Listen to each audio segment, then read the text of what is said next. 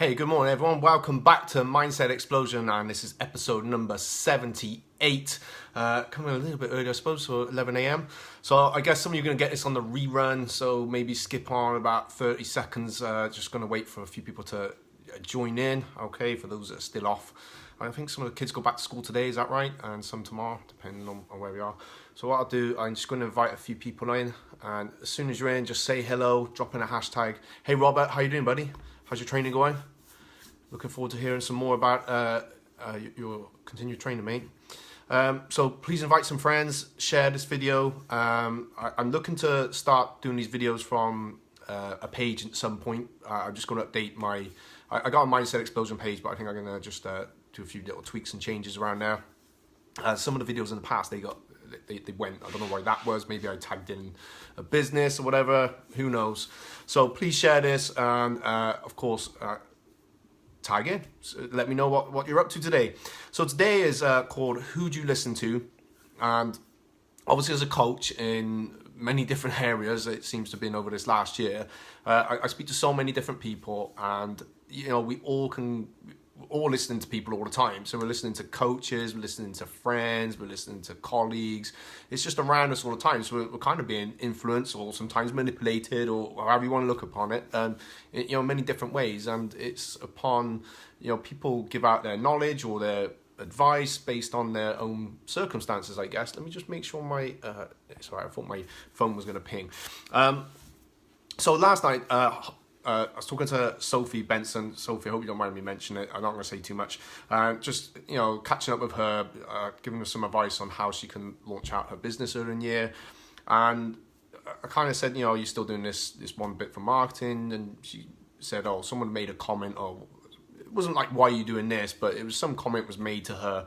And it made me think back to when I started, you know, when I wanted to become an instructor, even when I took on a business, really. Hi, Terry. How you doing, buddy? Thanks for joining in, mate. So this comment was made, and of course, we can really take it in.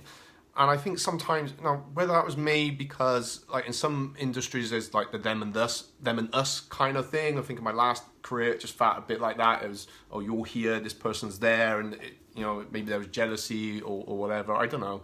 So maybe it was made for that. Maybe it was just, I don't know, someone just had to say something, or they were jealous because, you know, Sophie's obviously doing something great for her life to go on, start up a career, start up a business.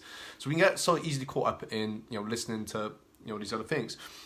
Another, I suppose, where it took me back to is when I changed my career. It was about 2015. What am I talking about? 2005. Oh my gosh. So I remember telling friends and family about it, and, you know, I know someone was saying to me, well, you know, why are you doing that? You've got a good career. There's going to be no money going to martial arts. You're not going to earn much. You're not going to be able to pay stuff. There's going to be the time. It's da-da-da-da-da. You know, you're making a mistake. So, and it was quite consistent. And I found myself kind of, I suppose, arguing a little bit, because obviously I wanted to defend my decision. So that's quite a natural thing. But it's like, looking back, it was just pointless because, and I don't think they were trying to run me down. It was just, they felt they were looking out for me at the time. And even when I took on the business, the same person was saying the same things, really. And, you know, I went through a lot of personal stuff, and, you know, that was kind of brought, oh, that's probably why, because da-da-da. It's like, no, those things don't happen because of that. And were they right? Well, to a degree they were right about, yeah, it was going to be hard, it was going to be tough. And there's, of course, when you start out in business, even in this new career, you know, the money was hard, it was tough times. But I knew what I wanted to do. I knew this is like for me. I knew I can make it work because I had to. There's, you know, when you got bills to pay, you got to do something about it. So, but more because I knew I'd found something that was right for me and something I really felt I could do. And even at the time, I knew I could do it, but I knew I had a lot of work to do. So what it did, it just made me so hungry. So sometimes we can, and this wasn't the best person to listen to because, for one, like, they had no real idea about this kind of work. So how can I listen to that? But sometimes we get caught up in those things. Like, we listen to advice from people that maybe haven't, they're giving you advice on something they don't know about. So the best person to go and seek advice from is the ones that are doing it, and try and get close to them and find out from them. And and that for me was the decision that I had to make. It was, I had to switch off the negativity. As much as they felt that maybe they were trying to help me, I had to real switch that off. And sometimes it's not easy to do that, especially in, you know, a couple of recent years. It just felt like it was around me a bit too much, but I knew what I had to do. So I found there were lots of people out there that would help. And of course, at the time, my coach, my instructor was, you know, I was heavily guided by him, Stephen Thompson, which, you know, I keep mentioning his name. So he was a massive influence for me and introduced me to other people that became and still are an influence, you know, to me.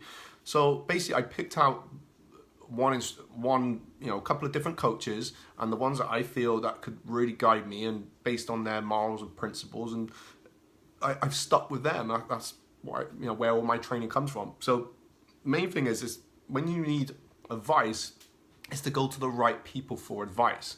Of course, when if you're starting out on something new, then I think the best advice there is to, you know, if it's friends, family, they may not be able to advise you on it. Of course, they're going to worry, but explain to them that I'm starting out on this great thing. It's probably going to go wrong at some point, but you know what? I really need your support, you know, for it when that does happen. Because there is going to be times when it's tough. It's tough starting something. It's tough continuing with it. It's tough when there's something got to change. But you know what? You just got to get through it, and that's how it is, because this is your dream. That's your passion that you want to do. But every so often I do get sidetracked. Someone comes in with a great idea, and I have like this brain fart and think, oh, okay, yeah, we'll try that. And, you know, because they've convinced me that something I'm doing isn't right. But, you know, then I soon learn, and, you know, I go back to what I was doing and the thing that works. So that's that old saying, if it's not broke, don't try and fix it, right? So I continue with my coach, or my coaches. So I have several, and they're kind of all interlinked. I have my martial arts coach, which I stay with, mostly because, you know, they're kind of not outsourcing, they look into different things, which I will love. And then for my business coaching, I real stick, you know, with those guys. Everything they've done, they've said, and the bits that I've done, it definitely has worked. So it's, for me, when you're looking out for advice, it's someone that's honest, they've done it, and they genuinely want to help you grow. Okay, they want you to grow and not try and hold you back, or, you know, something's not. And it's better to outsource a coach, really, because they're not got like that emotional attachment to you, if that makes sense. When someone's got that emotional attachment, then they start to worry, and all kinds of other things start happening. Okay, and with my coaches, yeah, so they were genuine. They've been there. They knew what they were talking about, and they are continually improving themselves. So hope that's helped somehow. All right. So obviously that can cover a string of things. I talked about business, but the same thing would apply to relationship or friendships, anything really. You know, seek out the right advice, and sometimes you need that right advice from someone who's not that emotional attachment to you, but someone that actually knows what they're talking about, knows what they're doing, and not just, you know, faking it till they make it or anything like that. All right, guys. So thank you for tuning in, and if you call it a rerun, thank you for being patient as well. And next episode, so yep, just keep an eye out on the page. Make sure you go over there like that. I'm probably gonna have a bit of a name change on there. Still will be Mindset Explosion. All right. Please share the video if you got something from it, and if you haven't, please share it anyway, because you never know, someone else might. Peace.